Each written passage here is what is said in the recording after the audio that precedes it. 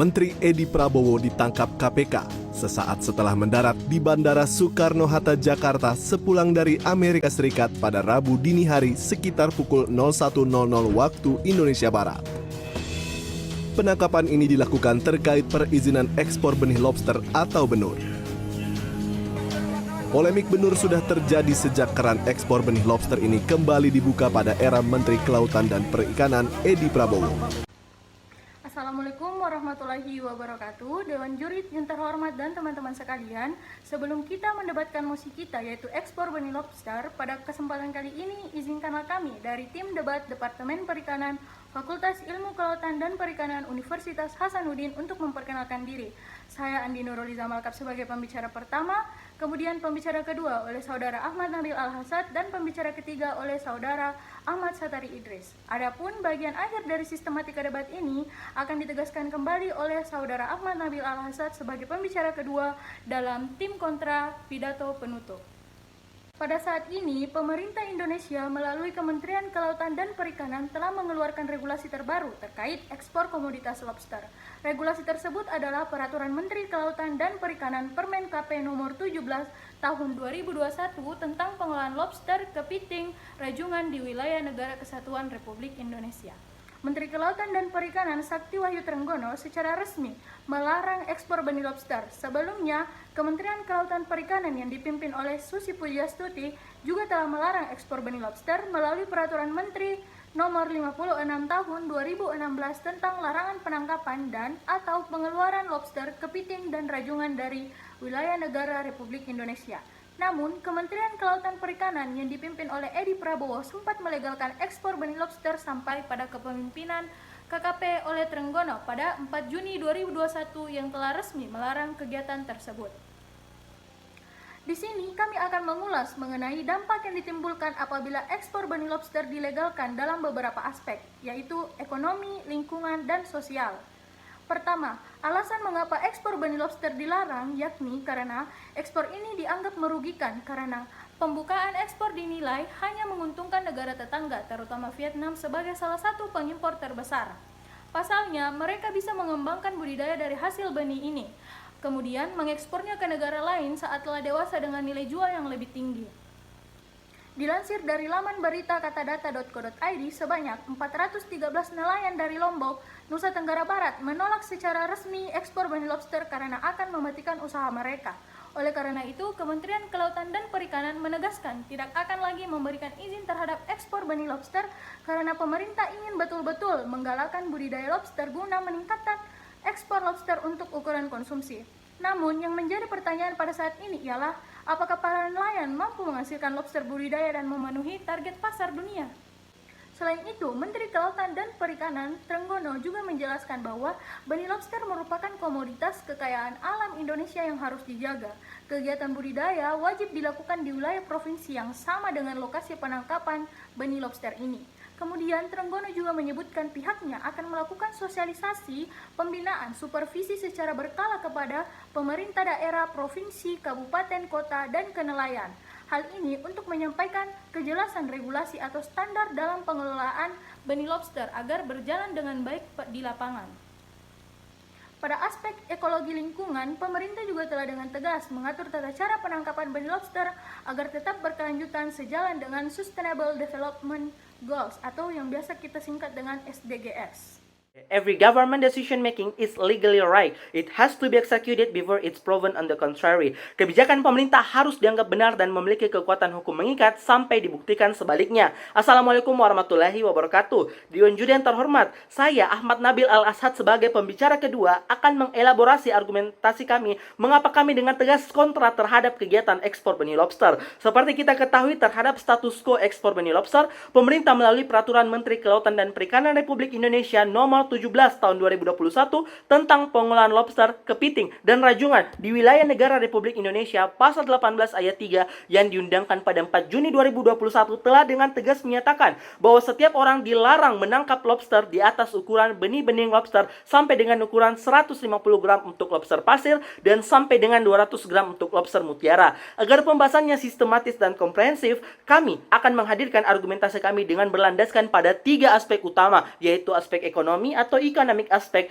aspek ekologi lingkungan atau environmental aspek, dan aspek teknologi sosial kemasyarakatan atau technological and social aspek. Dewan juri dan kolega berpikir kami yang terhormat, pada aspek ekonomi tidak ada sama sekali alasan kita untuk dapat melegalkan ekspor benih lobster. Lobster memiliki nilai ekonomi dan konsumsi yang tinggi sebab dagingnya gurih, halus, lezat, dan kaya akan protein. Menurut data Bursa Efek Indonesia, harga benih lobster saat diekspor hanya berada di kisaran 2.500 hingga 20.000 rupiah per kilogram. Namun harga lobster saat diimpor kembali ke Indonesia berada di kisaran 200.000 hingga 1.200.000 rupiah per kilogram. Pendapatan negara bukan pajak terhadap ekspor benih lobster juga sangat sedikit. Setiap 1.000 ekor benih yang diekspor, tarif PNBP yang harus dibayarkan hanya senilai Rp250.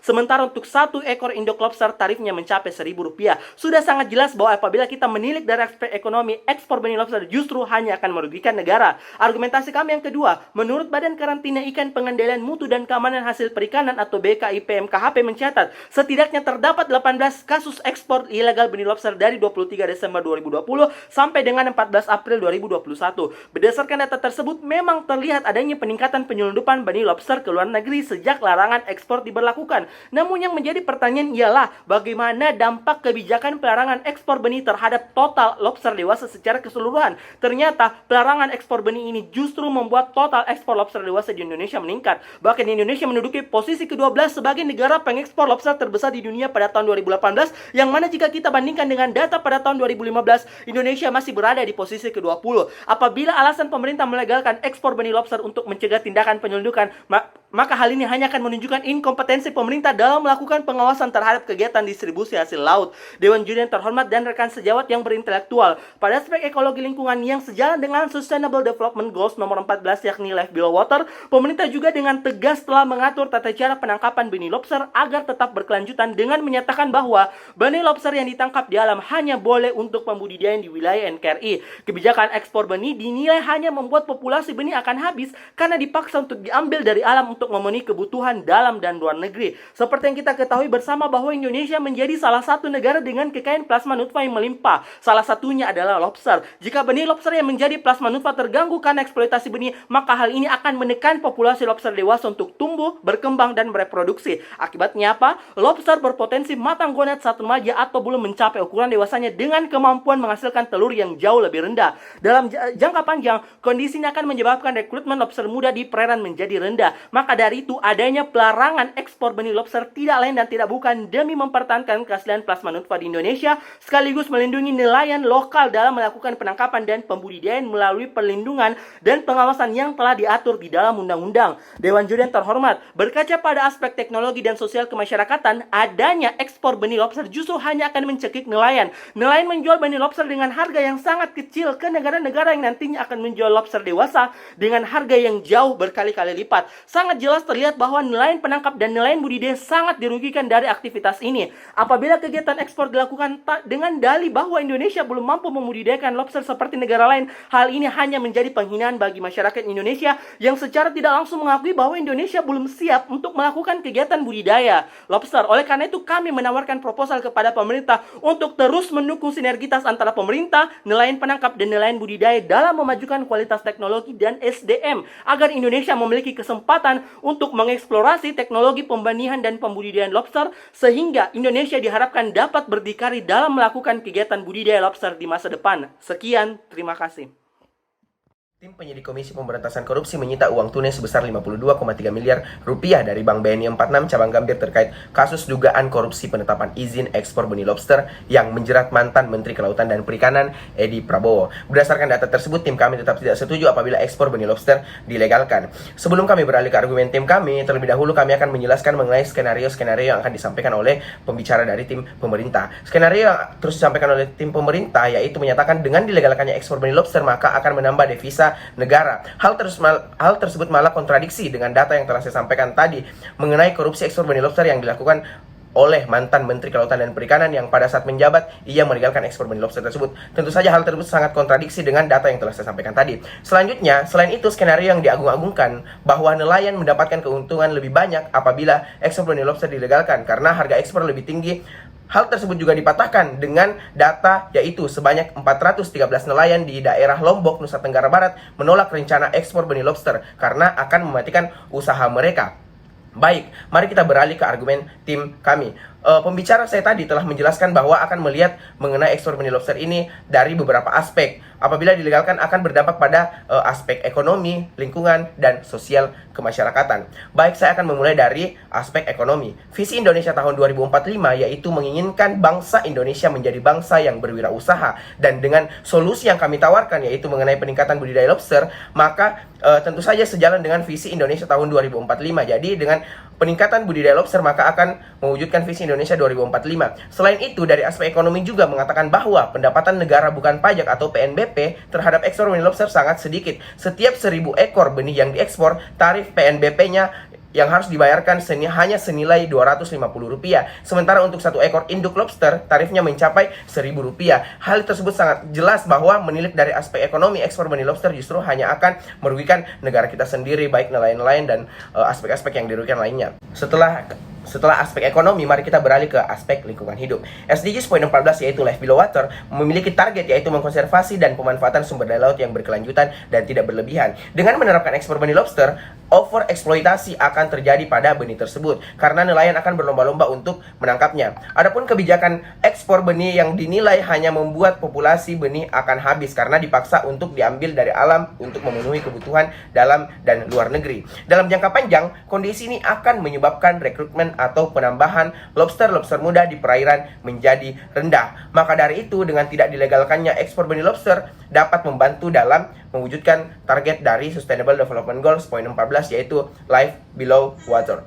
Dalam aspek selanjutnya, setelah aspek lingkungan, mari kita beralih ke aspek sosial kemasyarakatan, yang dimana akan berdampak pada nelayan itu sendiri. Adanya ekspor benih lobster justru hanya akan mencekik nelayan. Nelayan menjual benih lobster dengan harga yang sangat kecil ke negara-negara yang nantinya akan menjual benih lobster dewasa dengan harga yang jauh berkali-kali lipat. Apabila kegiatan ekspor tetap dilakukan dengan dalih bahwa Indonesia belum mampu membudidayakan lobster tersebut seperti negara lain, maka solusi yang kami tawarkan adalah bagaimana jika kita meningkatkan budidaya lobster yang ada di Indonesia, seperti dengan melakukan pelatihan-pelatihan kepada nelayan, serta sosialisasi, promosi, dan edukasi mengenai budidaya lobster kepada nelayan-nelayan yang siap untuk melakukan budidaya benih lobster tersebut. Hal tersebut yang harus disiapkan pemerintah, bukan malah melegalkan ekspor benih lobster yang yang hanya menguntungkan petinggi-petinggi yang melegalkan regulasi ini berdasarkan data-data yang telah saya sampaikan tadi. Berdasarkan argumen tim kami, maka dari itu kami sangat tidak setuju apabila ekspor benih lobster dilegalkan karena akan berdampak pada beberapa aspek seperti aspek lingkungan, sosial, dan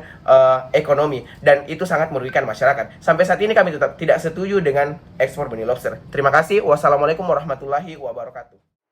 Dewan Juri dan rekan berpikir kami yang terhormat, kami dengan sangat mantap tetap menolak mosi ini. Pemerintah sekali lagi tidak sedikit pun memiliki alasan untuk melegalkan ekspor benih lobster. Berdasarkan data dan fakta yang telah dipaparkan oleh tim kami dengan sangat jelas, terstruktur, dan komprehensif, seharusnya yang dilakukan pemerintah ialah mendukung nelayan lokal dalam meningkatkan kapabilitas mereka dalam melakukan budidaya lobster di tanah air sendiri, bukan malah mengizinkan benih lobster untuk diekspor ke negara lain. Pemerintah dapat memberikan bantuan kepada nelayan dari segi bantuan modal, bantuan pemajuan teknologi, dan bantuan peningkatan kapasitas sumber daya manusia dalam melakukan kegiatan budidaya lobster. Harapan kedepannya, pelarangan ekspor benih lobster dapat meningkatkan pemasukan devisa negara dari kegiatan ekspor lobster dewasa, peningkatan kesejahteraan nelayan lokal karena mampu membudidayakan lobster secara mandiri, dan juga hal ini dapat menjaga lingkungan karena lingkungan akan terjaga kelestariannya karena regulasi penangkapan dan pembudidayaan benih telah memiliki regulasi yang sesuai dengan peraturan dan perundang-undangan yang berlaku. Sekian dan terima kasih.